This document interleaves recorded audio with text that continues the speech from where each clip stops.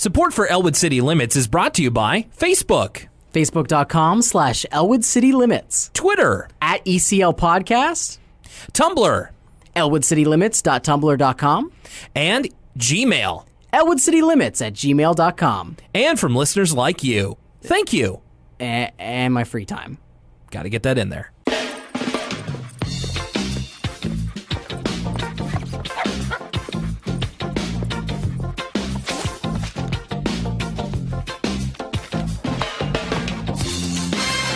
Well, I apologize. Apparently, I sound even worse than I did this morning. Our receptionist here at work, I came in after having a sore throat yesterday and all near laryngitis this morning. Slept it off a little bit. I feel better, but she came in and she's like, "You sound worse than earlier this morning." Like, uh-oh.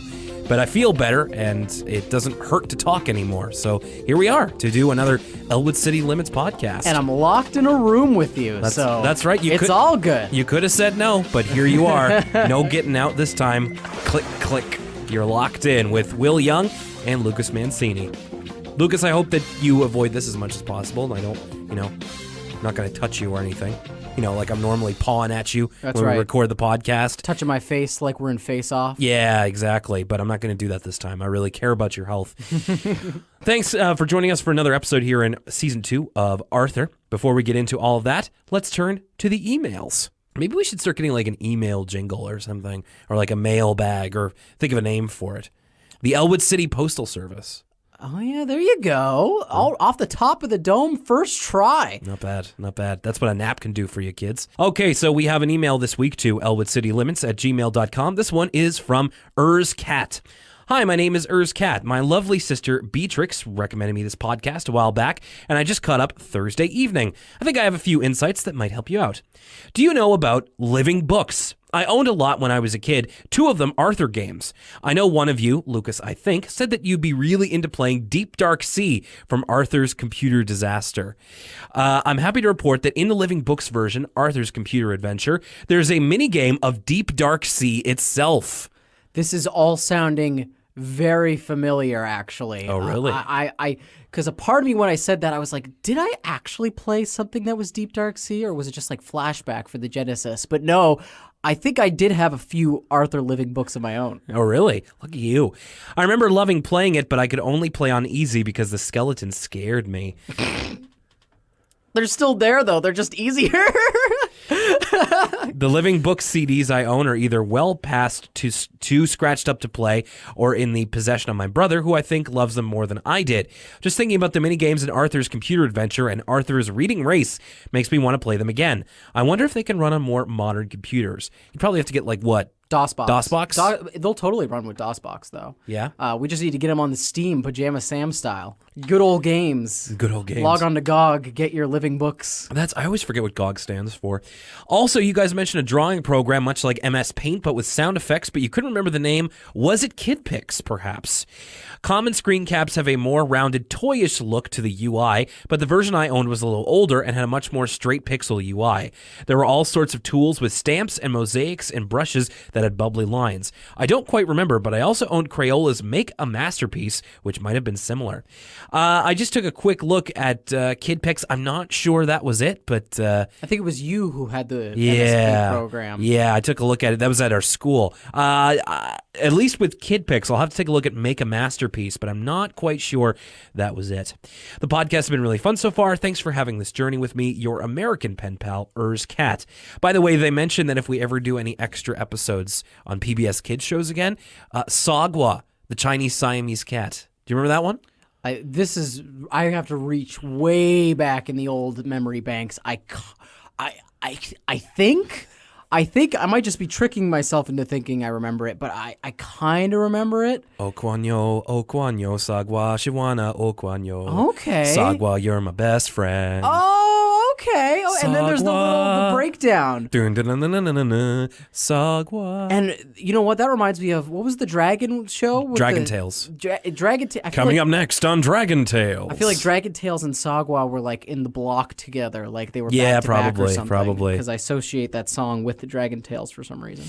All right, so let's get into this episode of Arthur. Thank you for the email, Urs. Appreciate that. We're starting with Binky Barnes Art Expert. So the cold opening is them making clay sculptures in art class. Did you do any clay sculpting in your art class? Not until like junior high. I did clay sculpting. Did you ever play with Play-Doh? Of course. Spent a lot of time eating Play-Doh. How's it taste? I've never eaten Play-Doh. It's just salty. Usually what happens to Play-Doh is if you leave it out of its little container, it dries up. Yes. And it tastes salty. So. And I mean, they would always have those ones with, like the Play-Doh play sets where you can like make hamburgers and fries and stuff. I'm like, that's just a lie. That's not the real thing. Or is it? Maybe it's not. It's like the Easy Bake Oven or something. I'm not really good with my hands, so I was never good at making clay, so I never really played with it. Play-Doh. Have you seen Ghost? No, I haven't seen it, but I know. Oh, what you're really? talking about. Okay. I haven't seen the movie, but I know what you're talking about. No, never did that either. We have ourselves an art project. They're going to be taking a field trip to the Elwood City Art Museum, which everybody's really excited for because field trip, of course.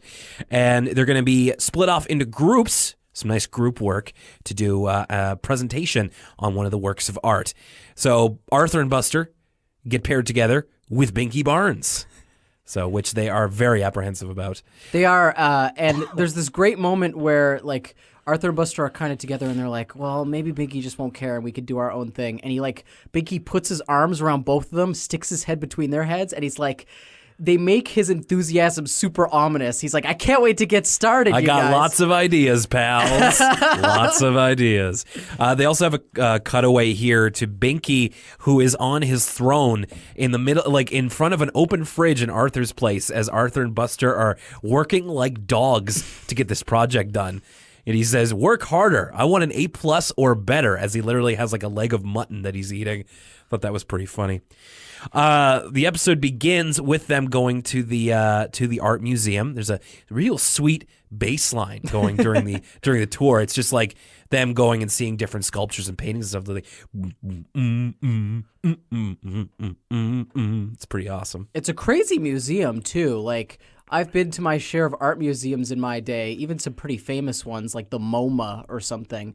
And this is like a huge installation. Yeah. There's all these like, well, I'm sure the animators, they jumped at the chance of putting a lot of real art exhibits into this episode. There's tons of Easter eggs like that. Not even actually, they put them into plain sight. Yeah. But it makes the whole facility seem kind of crazy when we go to all these different themed rooms and exhibits. It seems huge for one. Yeah, at points it kind of looks like it's laid out like the castle in Super Mario 64. Yeah, that's like there's an outdoor part with a fountain, and I'm just like, where's the booze? How do I get into Boo's haunted castle? Arthur and Buster are having trouble picking something, but then Binky like carries them over to his choice, and I knew what painting this was. Like, I'd seen it before, but I took the liberty of looking it up. It is I did as well. Composition 2 in red, blue, and yellow by Piet Mondrian, and I probably slaughtered that name. He's Danish, right? He's a Danish painter who immigrated to the United States. Sure. And I'm glad that you figured out the specific painting, because he has a famous series of paintings. They're all the red, blue, and yellow compositions. Yeah. And they all kind of look like this motif. But I couldn't find, during my research, I couldn't find the exact one with the exact same square. So I'm glad you figured it out. It's composition 2. Thank you to the Arthur Wiki for that one. So Binky's whole thing is that he believes that the painting is sideways. But of course, Buster and Arthur not buying into it, because Binky doesn't really have any proof. He just seems to know that it's sideways. Also, if you haven't watched the episode, it's modern art. It's a bunch of lines and some squares. And so it's pretty subjective. Yeah. In which way is the right side up, unless you had seen it before. Right, like who's to say? Like if it's sideways, maybe it's better that way. Who knows?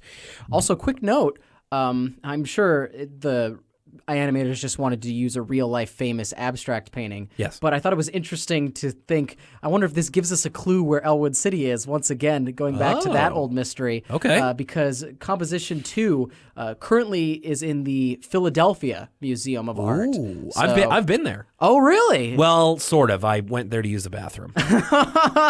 You didn't happen to pass by. They didn't have it hanging over one of the stalls. I'm afraid I didn't. I saved my money that day. I ran up the rocky steps instead. Arthur trying to convince Binky that it's not sideways. Like it even has. He even has a book, and Binky's just like, that's wrong too. I'm like, all right, got to admire his convictions. Arthur says they don't hang paintings sideways. They're experts. Right. This whole situation I found is very Seinfeld. Like, that's the vibe I got. Yeah? Like, Binky's sort of inhabiting sort of a Kramer problem here where he's like, nobody believes him. And he's like, oh, I'm telling you, there's a pig man. Kind of a similar kind of scenario where it's like, I'm telling you, the painting's sideways. Jerry, the painting's sideways. The painting's not sideways. If you think about it. They're experts. If you really think about it, it could be very much like Buster's Jerry, Arthur's George, Binky's Kramer, and I guess that makes Francine Elaine. Huh. If you really want to. It's not a one-to-one. Yeah, it's not a one-to-one. I'm not sure if Buster's a Jerry, but I think, depending on the episode, either Arthur or Buster. I think Arthur can be more of a George sometimes with the glasses, but he can fly off the handle. He's definitely more manic. Arthur's getting upset. But this episode does almost perfectly fit into that Seinfeld and into the greater sitcom formula of one character is sure of something, and because of that character's prior behavior, nobody believes them. Exactly. They're most afraid of that Binky will get them laughed at. And of course, they think he's. They're not convinced that he really knows what he's talking about, so they're just going to go and present Binky's thesis, and they're going to get laughed at. There's literally a cutaway of Binky being like, and as everyone can plainly see, the painting is sideways. Everybody in the class starts laughing, including their art teacher, Ms. Bryan, who is literally on the floor, laughing her buns off. The delivery of this line is so good, too. It's, here, you go ahead, you do it. Well, I'm not sure if I wrote it down exactly right, but she's like, Arthur... Buster, you fail. Yeah, pretty much. Just, you fail, really straight up. It's hardcore. But of course, Arthur's anxiety is coming to the frontier. But Arthur posits that they shouldn't have to. There's two of us and one of him. We outvote him. So I decided to do a little bit of role play here to see how the situation would go. Again, this is another very... This is such a funny situation. And it's so playful to do this with the characters, having them imitate Binky. Yeah, so Arthur gets on top of a box and takes his glasses off and pretends to be Binky, and Buster pretends to be himself and Arthur by simultaneously putting on and taking the glasses off. So they're both we're not going to do that report, Binky. And then Arthur just puts on this mean voice. Again, I thought of, Buster doing Arthur and Arthur doing Binky, of voice actors being their voices, acting as other voices. So we're going to do it my way, understand? And they immediately crumble. Buster crumbles as both Arthur and Buster, just well, you said do it exactly like it had happened. So they're really beta in this episode. Oh my goodness. If you want to say that, which if you don't want to, I understand. Francine later says, just tell Binky how you feel. What's the worst that can happen? He's just really big and very strong and kind of mean. Which I think this only doesn't work because we've watched every single episode up to this point. This episode, taking out of context of the rest of the Arthur seasons, it works perfectly. We know more about Binky than this episode thinks we do. Yeah. We know that all of that's kind of empty, and the kids should know all that's kind of empty at this point. But this episode does work outside of that context. For sure. Francine also has a great line where she's like, they just threw this in because they wanted to make this joke, but Francine says, make like a cow skin and hide. Yeah. But A lot more about cowhide to come in this show. Arthur imagines what will happen when they tell Binky they don't want to do his report, and his worst case scenario is Binky throws them he fastball specials them into space, which they almost hit a satellite. But of course the brain says that Binky could never throw you hard enough to reach escape velocity. And Buster's like, that's a load off my mind. yeah, Buster seemed so worried, and then he's like so relieved. He's like, oh, thank goodness. This is actually That could never happen. This episode is how I learned what compromise meant, because Brain suggests that, and I did not know what compromise was before we do that, where it's, you take what you want and what they want, and then put it together. You and Congress. Hey! But I'm bummed. There's those Tip your waitress. There's those American jokes you guys love. There's another funny thing here with Binky after they say compromise, where he's just, it's like, I found a painting that's completely upside down in this book. And Arthur's just like, you've got the book upside down. Oh, yeah. Just to further make us believe, because at this point, I guess we're supposed to agree with Buster and Arthur, like, I think Binky's totally off his rocker here. Yeah. He totally can't tell which paintings are upside down and not. Arthur says something interesting here. He says Binky is the laziest kid in the whole school, and that just made me think, is he? Like, are we sure that Buster isn't? We had a whole episode about how lazy Buster is. Buster's not necessarily lazy. He just has trouble paying attention. I also think that that's probably the same for... I don't think Binky's necessarily lazy either. As we can tell, when he's interested in something, he's actually very determined and a very good worker. He's just not interested by the subjects at school. For sure. But to Arthur's young perspective, it would make sense just to wipe them all with the same cloth and be like, oh, he's just lazy. Yeah. So Arthur and Buster begin the goof-off protocol as they're in the treehouse. Now, obviously we're in a... Well, sort of. We're in a pre-widespread internet phase here. We're in the late 90s, mid to late 90s. Did we really read joke books all this much? Gosh, when we were kids. I was thinking something similar. I don't think I've ever enjoyed a joke book ever. Like, they're horrible. Yeah. Terrible stuff. But I think I had joke books when I was a little kid. I remember I had one joke book that was like all the punchlines were in like British English. And so some of them didn't make sense. And then I was just... the punchline was like, and then he bought some crisps. Just like... Cheeky Nando's? Was that a punchline? No, I don't know if Nando's was a thing at this point. But just like, what do you call a man who's got, a police baton? Ivor Truncheon. I'm like, what's a truncheon? I don't get it. Oh, like, geez, just like turning the book vertical to see if I can understand it. I still don't get it. No, it's really... And then like... One of the jokes was just like, I've buried enough wines, Master Bruce. That's pretty good. Like, I'm laughing because that's actually pretty good. I was worried. I had to think in my head. I was like, you doing this? Like, how well is this going to come out? Because I haven't tried. Yeah, anyway, I'm not going to make a second attempt. That's my first pass. A ruby the size of a tangerine.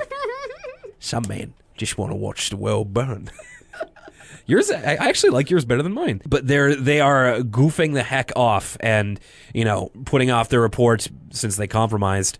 But then Francine reminds them that it's tomorrow. Buster here attempts a joke, but then the punchline gets cut off by his dawning fear. I wanted to know what this punchline was so bad. What do you call a moose with 4 antlers? You're looking at me like you... I thought maybe it was some sort of like... Buster says, what do you call a moose with 4 antlers? Tomorrow. And I thought maybe that was supposed to be the punchline in some really like next level joke. I think it was just like a nonsense setup, like in Recess, where they always used to go, that's no kindergartner, that's my wife. You only hear the end of the joke.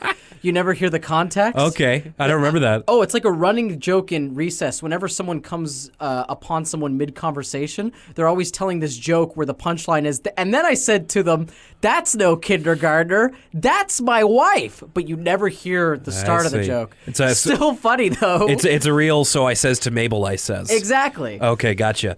That's pretty funny. So they realize they're just rifling through the art gallery catalog trying to find something, and it's Arthur and Buster inserting themselves into various famous paintings. Yeah, apparently this art gallery is like the most legendary art gallery on Earth because it has all the most famous works of modern art. Save for like the Mona Lisa, but even then. Or like Girl with a Pearl Earring. Some of these, I didn't take the time to look all of these up, but some of these either by looking at them or by name. Like one of them is the farming couple. I should know the name of that, but I don't. One of them is The Scream featuring Francine. I've seen The Scream in real life. Oh, really? I don't remember which museum I saw it at, if it was the MoMA or if it was a different one, because I've been to a couple. But I do know that on one of my trips to the U.S., I have seen the Scream. Interesting. At least I think so. It might have been a while back. It might have been a different. What is the Scream? Is it a Van Gogh? I don't know if it's like a famous. I'm almost certain of. It's a famous person, but I think I've seen the Scream in real life. See, this is going to be really random. It just reminded me that, when I was young, I had Encarta 96, and there was like a section on famous paintings, and one of them was the Scream, and I was mildly obsessed with it for a while because it was so scary looking. Yeah, that's like me with the Drew Barrymore movie. Oh, Scream? You were obsessed with it? Not really, but I like that movie. Okay. The artist is Edvard Munch. Oh, okay. But I think I've seen it. That's... Not to be confused with Robert Munch. No. There's a good line here. They go into the Salvador Dali painting, the one with all the melting clocks. Arthur says, "What can we say about this?" Buster says, "Arthur, time's running out." Ooh. That one's for the parents. The parents who know the works of Salvador Dali. We got jokes this episode. Jokes and joke books. So their big plan, which this whole episode. Well, I'll get into that in a second. Their whole plan is to say that as long as Binky doesn't get there to school, then he can't embarrass them, and they can present their own report. So their plan is to call Binky and say that the school is closed. Again pre-internet. I was going to say pre-internet, yeah. But sure. Okay, Seinfeld. But also pre-internet of like you can't hop into Binky's DMs and let him know that school's canceled, or Binky can't look it up for himself, obviously. Or call the well, he could call the school, but he probably won't. This situation is hilarious, though. The way this plays out, I had forgotten I remembered this setup, but I had forgotten the conclusion, and I was really pleased with how this goes. So Binky asks why the school is closed, and Buster says it burned down. And then Binky's like, "All right," but he could see it from his for his window that the school is fine. We get a cool shot. We don't actually see the school from that perspective that often. Yeah. Like off in the distance, peeking out over the other Elwood City buildings. I thought that was a nice touch because they would have had to have drawn that matte painting specifically for the scene of Binky looking out his window. And then Buster's follow-up is it only burned on the inside, to which Binky's like, "All right, nice try." And Arthur even comes to him, like he hangs on the phone. He's just like, "It only burned from the inside."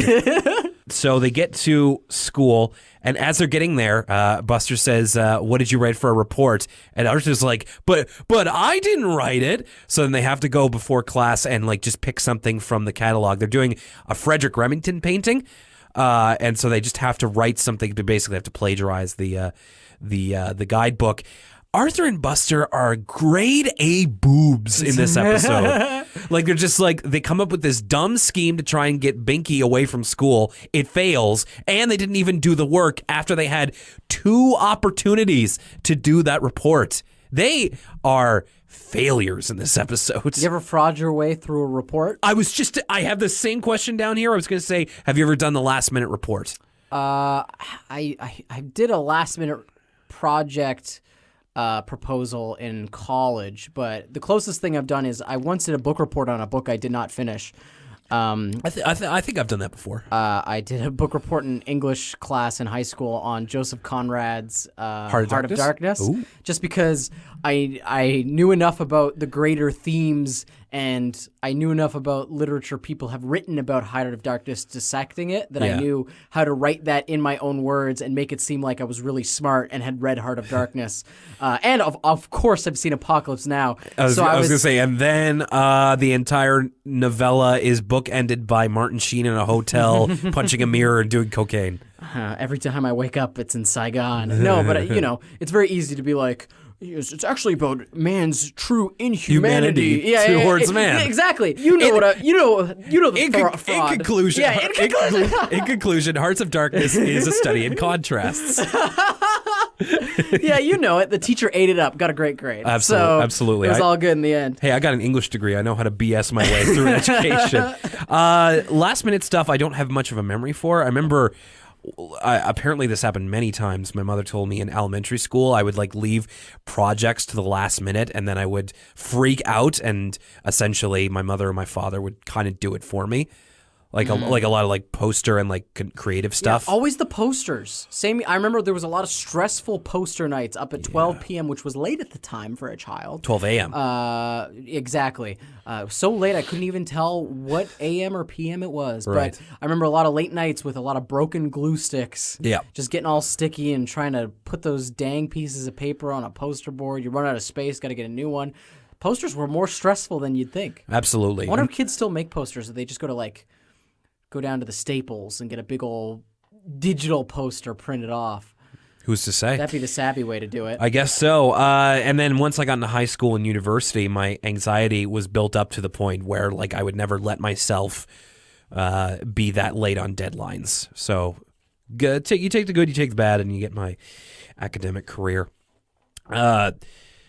So they basically plagiarize the report from the thing, and then they go to present it. Arthur's reading it out, and then you know what? They would have gotten away with it too if it wasn't for that Francine who had the art book memorized. Francine narcs them out. A true playa-hater. She's gotta mess with someone else's hustle. They were gonna get away with it and say Francine's like, wait a minute, I've heard this before. Pulls out the book, starts reading along with Arthur. And Miss Brine catches them. Arthur should have shot her a look like, I'll remember that. Because presumably Miss Brine would know that like if Arthur wrote depicted, then it's probably not his words. That's true. That's a great detail. Like Arthur's stumbling over the more complicated words as if he didn't read it or he's not fully processing what he's reading. Like he never did a run through of it. But then as they've condemned themselves to failure, Binky steps up for his part of the project, and this is awesome. Like I loved this. The montage of Binky doing his research and like going to the nth degree to get everything right and assuaging their fears was, Binky. He said himself, this part of our report took research. At the library, I got the addresses of museums and art experts. And he contacted some of them on the internet. Wow. Didn't use Jeeves to just look this up. No way. Hey, he went the extra step. That's first-hand information or second-hand information, right? Probably did email contact. This is the time of popular culture when if you were talking about the internet, you were at a computer making dial-up noises. That's right. Binky was on Netscape Navigator. That's right. He went on GeoCities art expert .cool or whatever. And then finally he got a response from an art expert who sent him a VHS tape in the mail of the artist hanging up the painting the right way, which is the way Binky said all along. And turns out Binky was right, and he did his research. So at the art gallery, I loved this. So they hang it up the right way, and there's a TV camera there, presumably with the news.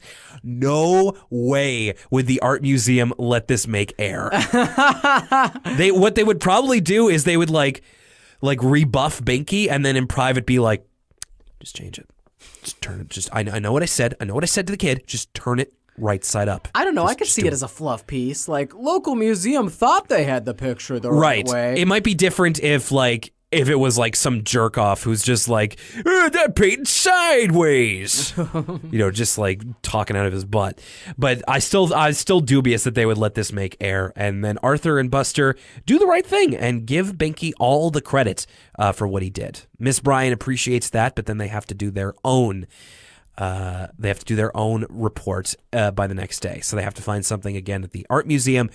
And they decide if that painting was sideways, something here is bound to be upside down because this art museum is run by fools. All right.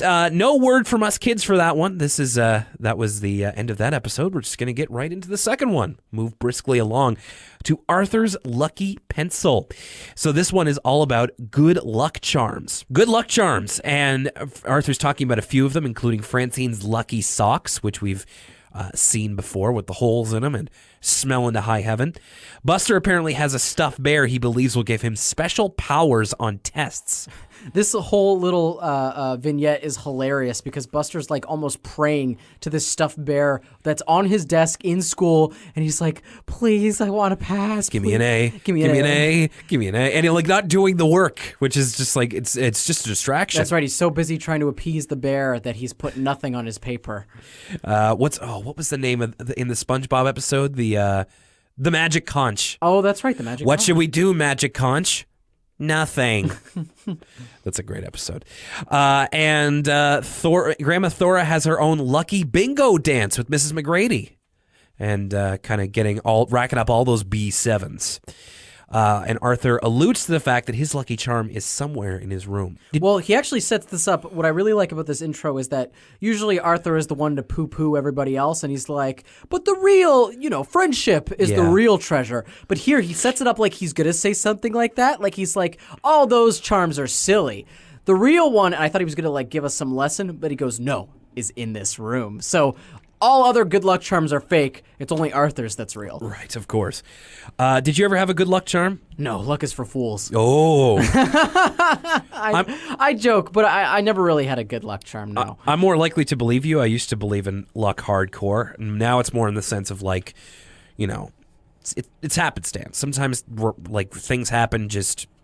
And I call it luck, but I don't believe in a supernatural force. I mean, my belief in luck was shattered when I watched that ladder match between Shawn Michaels and Razor Ramon, and Razor Ramon walks under the ladder, and Shawn Michaels makes a purposeful effort to not walk under the ladder. He goes and walks around the ladder. Still loses anyway. Well, luck has been disproven. Okay, so true. Although I know what you're saying. Maybe. Well, I'm thinking it's that was 1994. 7 years after that would be 2001. They both got some pretty bad luck. They did, didn't they? They did. I think that just even goes further to disprove luck is real, because they both kind of ended up on the bad end of that stick. I think you're right. By the end of 2001, neither of them were in very good positions. So the beginning of the episode proper is Arthur and Co. in Mr. Ratburn's class watching a slideshow about the fruit fly. Whereas in Mrs. Sweetwater's class... I didn't notice this. What are they doing? Reading a joke book. Again with the joke books. Did we really read them that much? The real joke is Mrs. Sweetwater's curriculum. Were we that? Yeah, really though. But were we that hard up for LAFFS laughs that we needed joke books? That's the theme of this episode. This is like prehistoria or something, and just it's the lamest joke ever. Stan says, our dog is like a member of our family. Fran says, oh yeah? Which one is he like?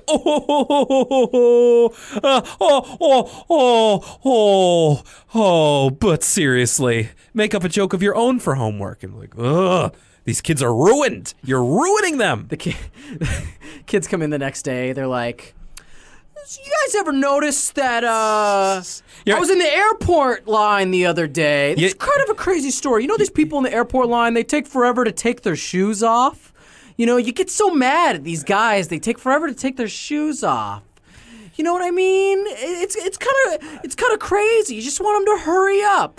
Some guy goes on a full Okay, you know what I thought you were doing? I thought this was an actual bit that you were trying to workshop. No, I was running by the seat of my pants there. And I was like, please interrupt me, Will.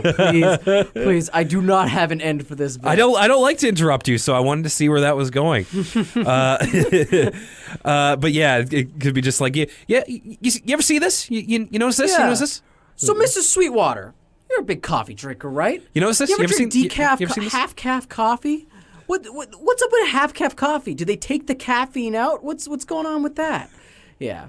This is observational to the point of not being humorous. It's just observations. So Arthur's the whole thing here is Arthur's running into a string of bad luck. First off, he and Buster are going to go play with a sailboat, but unfortunately their day gets washed out with a sudden thunderstorm. Arthur wants to watch his program on TV, presumably Bionic Bunny, and does a coin toss with DW, which she wins. And, I will say, very clever with her, Arthur tries to go 2 out of 3. DW says, heads, but I've already won. But she still wins again, so yeah, for sure. It continues Arthur's stream of bad luck. And DW's choice is the Sweet Kittens Hour with your hosts Fluffy and Buffy. And it's just that froofy French music that they like to use every now and then. And just okay, what's going on in the Sweet Kittens Hour? I wonder if it's a full hour commercial free or if it's only 44 minutes of kitten footage. Probably 44. Yeah, unless it's public television, but I think that they would want something a little bit more educational in there. You would think, you would hope. In my mind, the Sweet Kittens Hour, it's like a Milo and Otis thing where it's just like a camera pointed at two kittens and people doing voiceover. And hopefully, without all the animal abuse. without them going over a waterfall. Yeah, without Japanese men throwing them at a sun bear. Oh, gosh. Then for dinner, it's fish sticks, and I couldn't take this. I'm with you on this.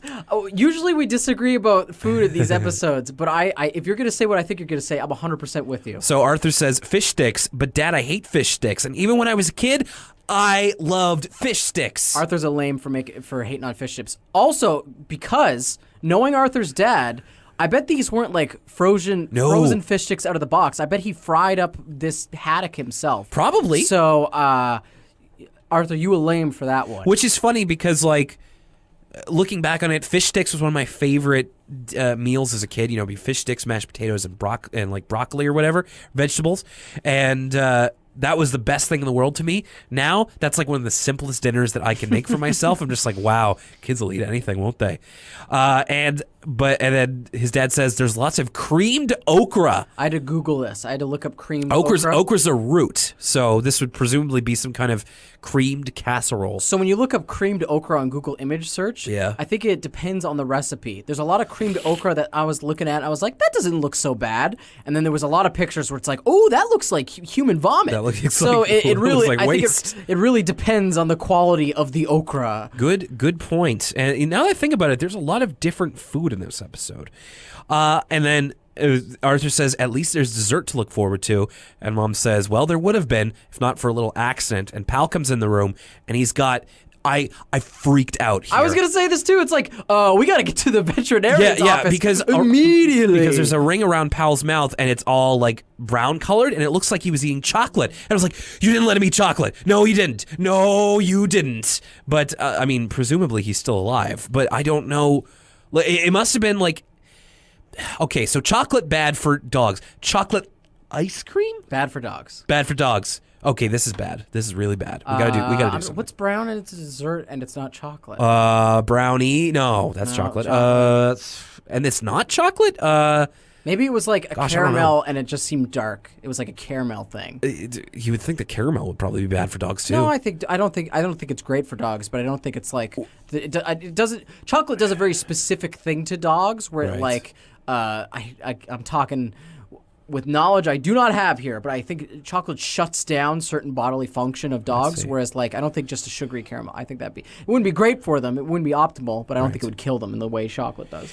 So Arthur has no dessert. He just has no luck with in these days. So the next day he's walking with DW on his way to school, her way to Grandma Thora's, and it's raining again. They have their rain slickers on. DW has her rain hat. Arthur nearly steps on a blue pencil with some kind of jewel, like not a jewel, but like it kind of looks a little bit like a jewel at the top of it. And DW says it's like an eyeball. Yeah, a little bit, almost like Illuminati confirmed. Oh my goodness, I did not make that connection, but you're right, Will. We're blowing this wide open. George Soros he's got the pencils. They got a Google Magic Lucky Pencil. There's hundreds of articles, people. Human-animal chimeras, and their lucky pencils. We're talking about these guys in Congress. What are you talking about? What if the people of Elwood City are human-animal chimeras? The pigmen that Alex Jones was talking about? This is like some Full Metal Alchemist stuff right here. Alex Jones loses custody of his kids, and he has a press conference about Arthur characters and how they're real. These horrendous man-beast things that only want to die. Okay. Oh. All right, moving on. Oh, the chimeras are scary in Full Metal Alchemist. I just want to make clear, Alex Jones did indeed bring up human-animal chimeras. Oh, I have no doubt. No doubt. His press conference about losing the custody of his kids. Bold. And then when the cameraman laughed at him, he said, "What? You don't believe in human-animal chimeras? This guy doesn't believe in human-animal chimeras." Google them. Hundreds of articles. So as soon as Arthur picks up the pencil, the day clears up, and he leaves DW at Grandma Thora's. At first, he's talking to DW about how he feels like he's cursed. He's had such bad luck. DW's got a great line where she goes, "How could someone with a sister as cute as me be cursed?" Yeah, she gets to play kind of the almost the sage one to Arthur in this episode as he's kind of freaking out. The pencil's got its own musical sting when he picks it up too, which it's nice. Yeah, and every time he kind of wind chimey a little bit. It kind of comes back every time he uses it too. It's like, oh, something magic's happening. Yeah, some very ethereal music. Arthur brings it to school. They have a surprise math quiz, and Arthur sharpens his pencil and gets down to it.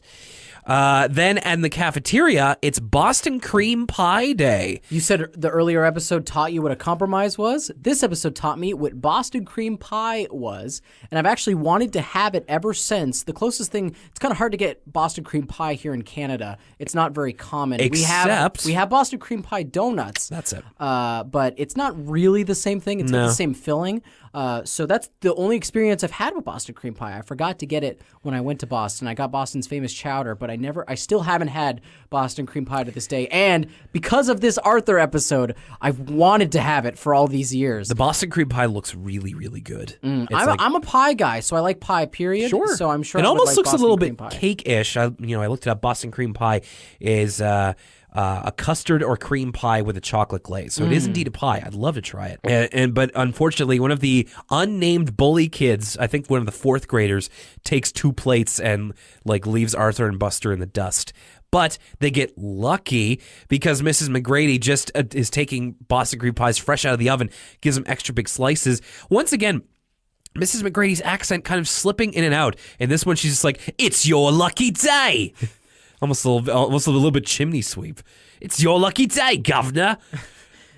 Anyway, it kind of comes and goes. I've made enough Boston cream pies, Mr. Bruce. You're not supposed to blow the bloody doors off.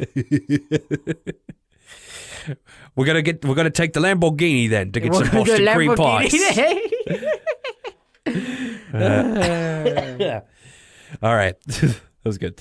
Buster's the one to say maybe your luck has changed because of the pencil. Arthur doubts it as he puts a coin into the soda machine in elementary school, which these days would not fly. But it gets stuck, and Buster suggests to poke it through with the pencil. Not only does he get the soda he wanted, but it somehow hits every single one on the way down, and they end up getting 5 free sodas of every single flavor. And Buster's convinced that it's the luckiest pencil he's ever seen. Arthur says, besides, all it can get you is free soda. And Buster's just like, what's wrong with that? Very matter-of-factly. But then Arthur is convinced by the fact that the pencil gave him an A on the surprise quiz, which he wasn't prepared for. Then we get a little bit of a montage of the friend group using the pencil for various activities and being very good at them.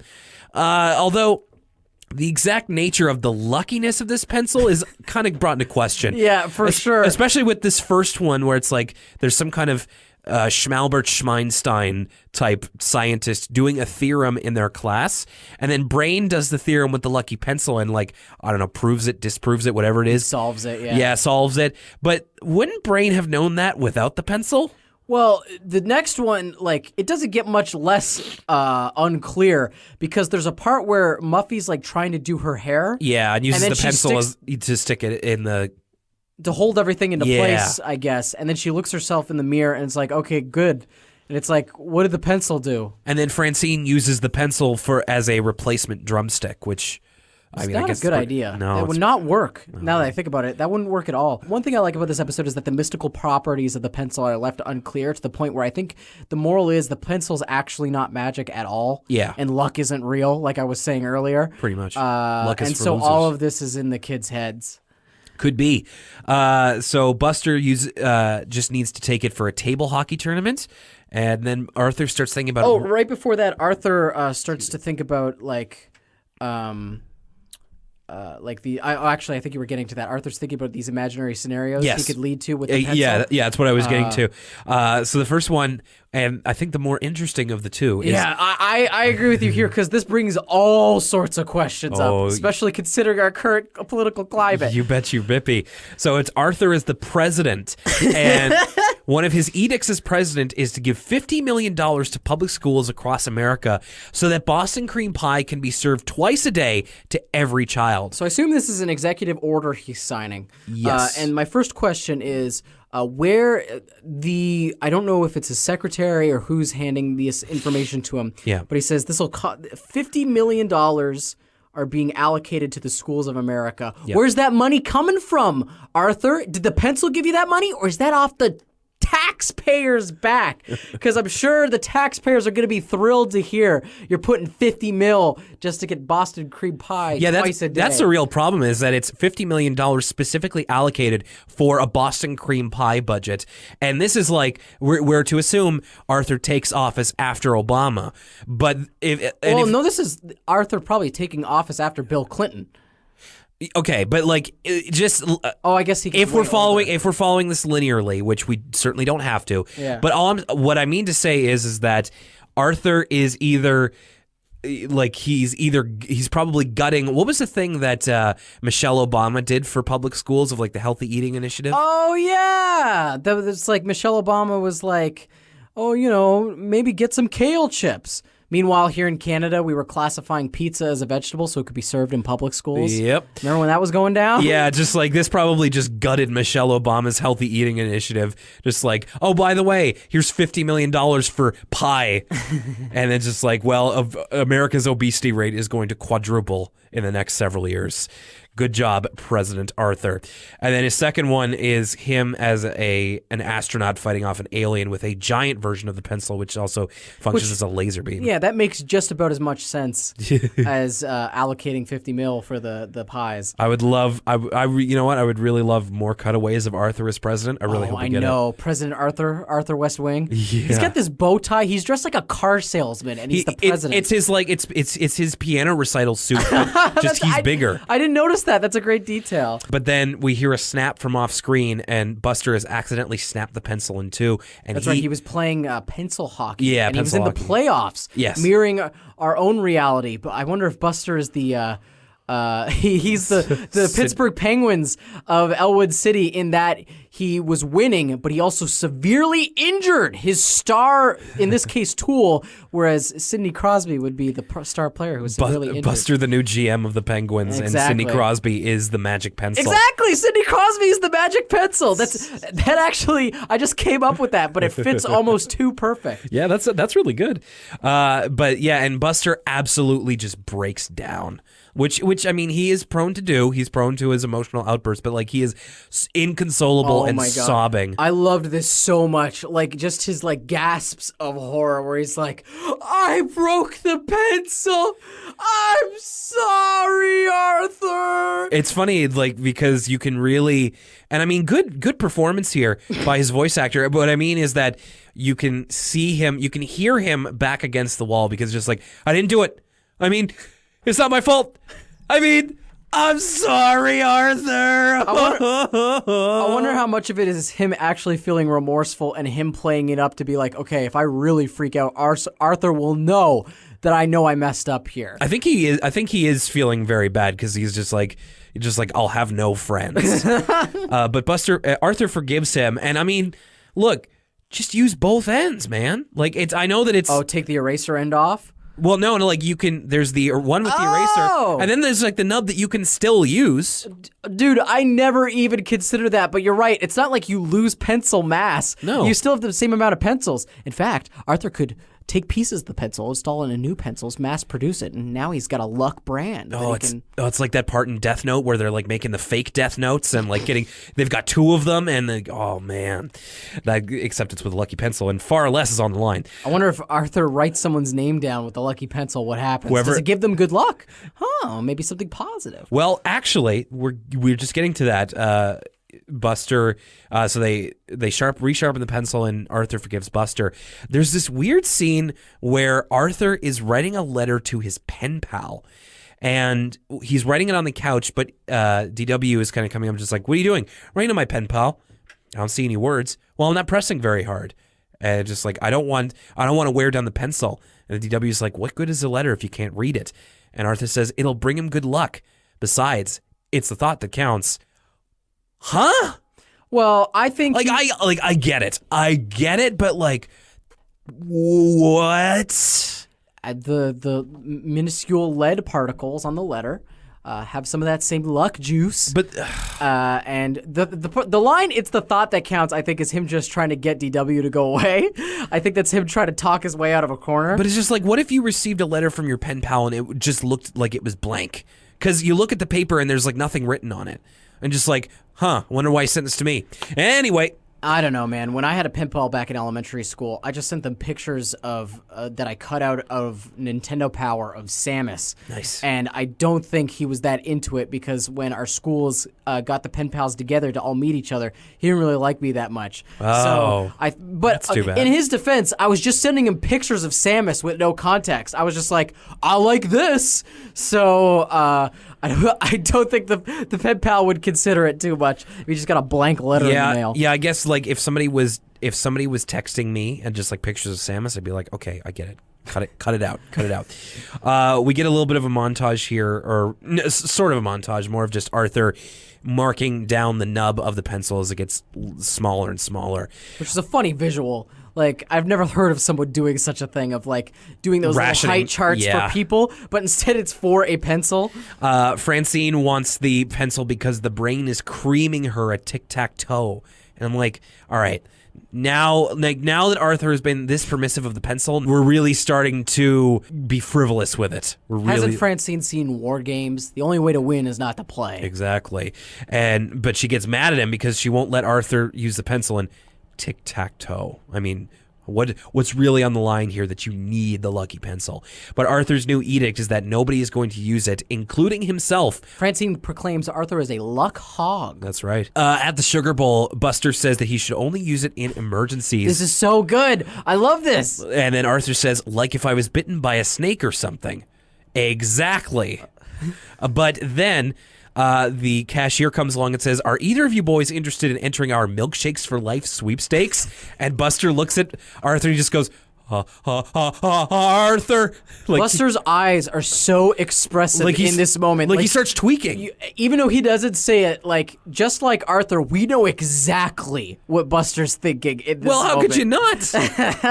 and then Arthur's just like immediately just like, no, Buster. And then Buster reaches across the table and grabs him by the shirt collar. He's like, but this is an emergency. And Buster knocks over one soda in the process of grabbing Arthur, and in reciprocating his grab, Arthur knocks over the other soda. Yeah. Which is just such a great little thing. I appreciated that so much. But Arthur's whole thing is that if he gives it to him now, then Arthur will never be president. And I thought here that, because sometimes in media, milkshakes and sodas are kind of called the same thing. So I thought maybe they were having milkshakes here, to which point I was like, why are their milkshakes green? But maybe they were just like lime soda. To me, they had caps on them. Yeah. So, but that's some the difference. milkshakes do. Like if you go to the Freak lunchbox, they put a cap on your milkshake. Oh, I guess I'm not a big milkshake guy. Oh, what are you talking about? I'm not a big milkshake What are you talking about? A root beer float, I'm with you. But a milkshake, I'm not. I don't get out of bed for no milkshake. You wouldn't catch me spending $5 on a milkshake. No siree, John Travolta. Every time I go to a restaurant, if there's a milkshake, I'm buying it. I will get out of bed for milkshakes. I love milkshakes. Dude, I never get, unless it's alcoholic, I never buy liquids at a restaurant. I find that's a good jip. Give me that tap water, please.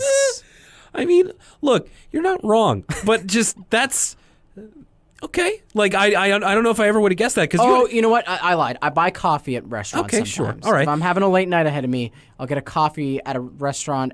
After my meal with my dessert, I'll get a coffee. What you say totally makes sense. I've just never heard anybody like admit to that. Yeah. Of just like, I never buy drinks. As a kid, I'd be like, I want Pepsi. Sody I want pop. Fanta. Yeah. But as an adult, where I have to pay for my own meal, I'm like, no, thank you. Yeah, that's where tap water will be be Gotta get that fluoride for my teeth. Exactly. I don't care what Alex Jones says. I always get at least water with my meal, and just like, a lot of times it's like, I don't know, do I really need soda, apple juice, Sometimes a chocolate milk if I'm in the mood, but it has as long as it's reasonably priced. And then Arthur decides that he has to hide. He starts to get kind of paranoid. He's just like, I have to hide the pencil somewhere so good that not even I will find it. Like, he can't just go under his pillow. It's got to be somewhere where he can't find it. Again, he tries to get propositioned for the pencil. Muffy offers him like gold coins. I'm just like, how much do you want?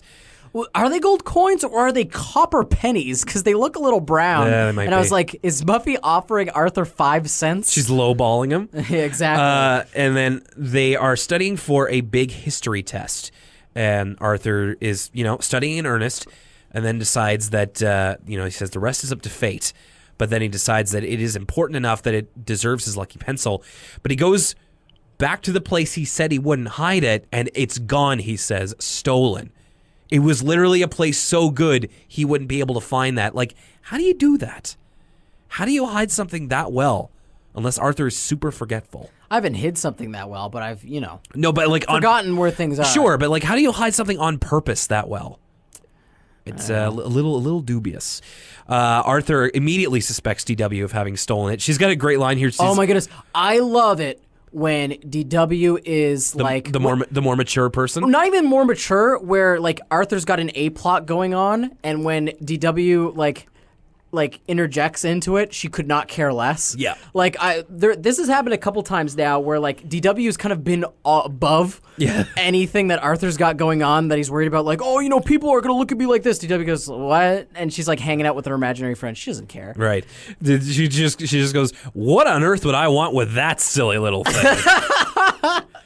Arthur thinks that maybe she wants to be famous or have all the toys in the world. She clearly doesn't believe in this lucky pencil nonsense. And then suggests that Arthur maybe put it somewhere, to which he realizes he hid it so well that he can't find it. And he is in the throes of madness at this point. Just, I'll never have good luck again, ever. I'm doomed. And even goes into a little bit of a depressive state because the next day on his way to school... I wanted him to tear up his room more like Orson Welles and Citizen Kane. Just trashing. Knocking stuff over. Yeah, just like straight arm trashing it. Arthur, like really down the dumps, like on his way to school, he's just like, why bother even going to school? I'm gonna fail. I'm like, ooh, that's... Yeah, he's fully bought into like the idea that like the magic properties of the pencil, and that was the only reason he was succeeding at anything. He's just like doing the test with a normal pencil, just like, oh, what's the use? So he believes himself now to be back to his unlucky self, but it seems to be not so when they go to the cafeteria, and it's 2 Boston cream pie days in 1 week. To which Buster exclaims, "That's never happened before!" And it's just like he goes to give Arthur a piece of pie. Arthur leaves, and he just takes both for himself. I thought that was pretty funny. And gets his test back, and it's an A. Like, he's even just like, this must be someone else's test. It's an A. Mr. Reverend seems almost mad that he would like say something. He's like, "No, it's your test." Right. He's just like, it's like, but how did I get an A? Perhaps you studied. I'm like, well, yeah, but. And then that's enough. And then that's enough to convince Arthur that maybe the luck was in him after all. So then, at the end of the episode, Arthur and DW are taking out their trash in their respective rooms, taking it down to the garbage can. And Arthur's telling DW that he thought that the pencil was lucky, but he realized he doesn't need it. DW's like, "Are you sure?" He's like, "I'm positive." And he's like, "Good, then I'll take it." And Arthur realizes he hid it in the bottom of his trash can, so it's right now on top of the trash. And then DW says, "Well, looks like you don't need any more. Now I'm going to have all the luck." And then Arthur chases her inside and is yelling at her to give him the pencil back. And that's the end of that episode. All right, let's go back to Binky Barnes, art expert. What'd you think? I loved this episode. Really? Love this episode. I really? thought, yeah, for sure. Like I said, all throughout it had that kind of Seinfeld vibe, and I really like that sense of humor. And so I was into all the referencing art stuff. I thought that was really interesting, and I don't get a lot of opportunities to think about modern art or art history these days, so I thought that was fun, and I thought it was a great way of sneaking some educational value into an Arthur episode without actually doing it overtly, so some kids would see and they'd be like, oh, what are they referencing with this imagery here? And then maybe learn something. Sure. So I thought that was fun. I was into how much Buster and Arthur were being idiots in this episode.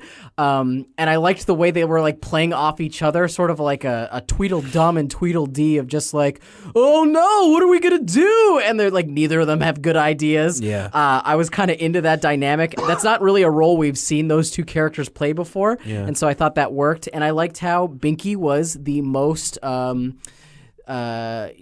he was the one with the best head on his shoulders and really the one who knew what was going on all along. I thought it was paced really well, funny throughout. It was a really enjoyable episode for me. Also, a lot of good art in this episode. It's an episode about art, so there was a lot of good colors, and I like the way they drew the museum and how it was sort of this giant facility. It all added up to a fun episode, in my opinion. Okay. I really didn't like it. Really? I might even say I hated it. Wow. I think this is the most divergent we've been on an episode thus far. Yeah, then. probably. Okay, so I will say the thing I did like about it was that it was kind of genuinely educational with all of and like you said, in a kind of a subtle way, not too in your face with the art references. And hey, I did learn something from it. I learned what the word compromise was. That said, the rest of it didn't do anything for me. In fact, I felt that the humor, it was nice, but it never really, Arthur has made me laugh so hard I've had to pause the episode. This didn't really make me laugh. I felt that the amount of cutaways got a little bit tiring after a while, and I thought that the central plot was, it's one of those things where it's like, I get that we have to manufacture this drama in order for there to be a story, but at the same time, all you would have had to have done was talk to Binky, and he would have been like, I'm doing research on it. And they're like, oh, okay, cool. This really could have been solved, but they were just like... I think they knew Binky was trying to prove his thesis. They just didn't believe he was right in the beginning. But if they would have talked to him for any amount of time, then they would have...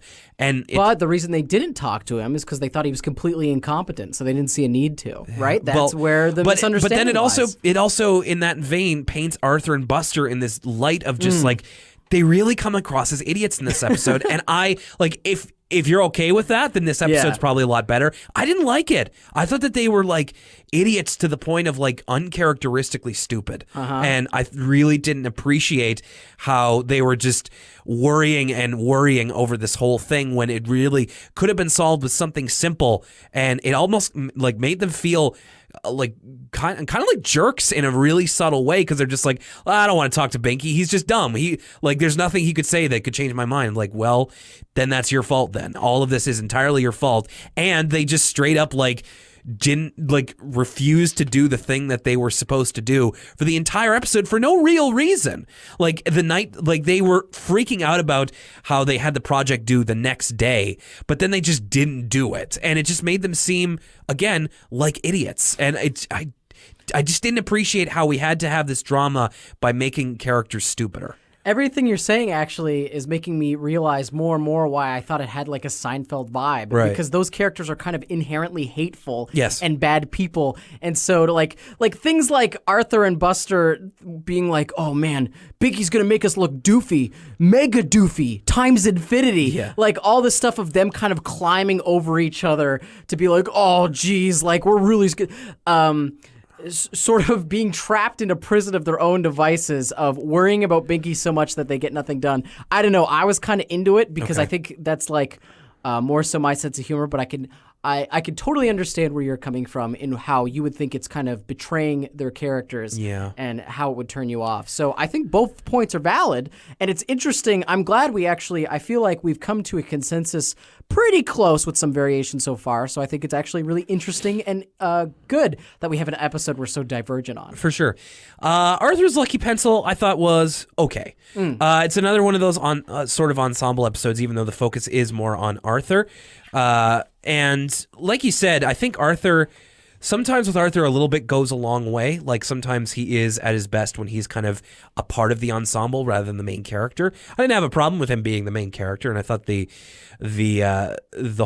whole subject of the episode was, fairly interesting and led to some funny bits here and there, and some really good voice acting, as I kind of mentioned before. Buster's the real MVP of that episode. Oh, for sure. But in the end, it kind of didn't. It just didn't really. It's not going to stick with me. It's not going to be one that I'm going to go back with. Like, oh, Arthur's Lucky Pencil. Let's watch that again. It's just like, yeah, right. That was okay. It's a little. It feels a little disposable to me in that sense. I agree. I think it's totally fine. I think it's fun, actually. Sure. It's like an enjoyable episode to watch, just not super memorable, like you said. There's some standout performances from Buster and DW as side characters in that episode. Yeah. I also think I really like the choice to make it unclear whether the pencil was actually lucky or not. Yeah, sure. That's sort of left up to your imagination if you want to interpret it as the pencil actually had lucky properties, or if you want to interpret it as all being happenstance. I think that's a interesting way to do that, and I think that's better than coming on either side of the fence in the end. Right. So I like how it taught that story, and I like the ending to that episode and how it's left unclear. But yeah, I liked Binky Barnes, Art Expert, way more. All right, so there you have it. Another episode of Arthur is in the books. Real quick, before we move on to find out what's happening next week, we have got ways for you to keep in contact with us. Facebook.com/Elwood City Limits. Give us a like and follow us over there. At ECL Podcast on Twitter. Follow us there, and you can also follow us on elwoodcitylimits.tumblr.com. If you'd like to have your email read on the air, or if you'd like to send us an email in general about what you think about the show, anything in between, then any of your creations or anything like that, elwoodcitylimits@gmail.com. Finally, the two ways you can listen to us, soundcloud.com/Elwood City Limits. That really helps us because it helps us find out where everybody is in the world that's listening to us. And you can subscribe on iTunes. Leave a rating and review if you haven't yet. Please and thank you. We really appreciate it. And subscribe to us over there. Okay, next week we're kind of getting into. I'm almost seeing a little bit of a pattern in these episodes. We're going with. We're done dealing with kind of more simpler concepts, like in the. Relatively simpler. I feel like the episode's plots are getting a bit more complex. So next week it's DW the Picky Eater. Oh, certified classic. Oh my goodness, this is exciting. And Buster and the Daredevils. I'm realizing that more of the episodes I remember super duper fondly are later season than season one. Okay. Like, I think season one's a lot of setup. So far, like, these past couple episodes we've watched, the Mr. Rogers one, these two, I have a much clearer memory of. And especially, I cannot wait to dig into DW the Picky Eater. It'll be interesting to see how this one shapes up when compared to season one. We've got our season one retrospective coming up near the end of the month, so look out for that as well. My name's Will Young, and this is the end of Elwood City Limits for this week. What's up, Lucas? Wish I had a shark. All right, for Lucas Mancini, we're out of here. Elwood City Limits, we'll see you next time.